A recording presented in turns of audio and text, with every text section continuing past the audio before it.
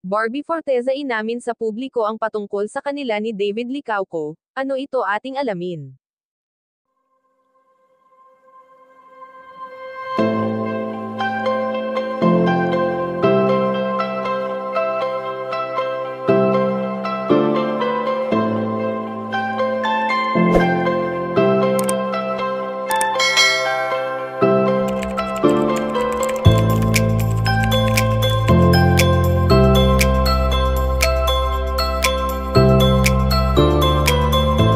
Usap-usapan ngayon sa mundo ng social media ang panunumbalik ng ngiti at sigla ng dalagang si Barbie Forteza na kamakailan lang nang naging mag-isa ito.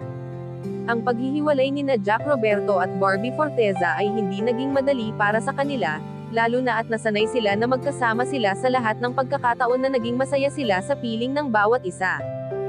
Sa katatagan ng loob ni Barbie Forteza na kahit dumaraan siya sa pagsubok na hindi niya inaakala, ay patuloy lang siya sa kanyang mga ginagawa at hindi kailanman naging hadlang sa kanyang career ang naging hiwalayan nila ni Jack Roberto.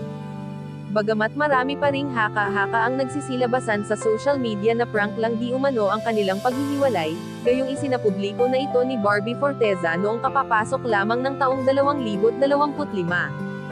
Sa ngayon nga ay ayon sa aming impormasyon na nakalap na may inamin ang dalaga patungkol sa kanila ng lalaking inuugnay sa kanya na si David Licauco na nandyan palagi para sa kanya.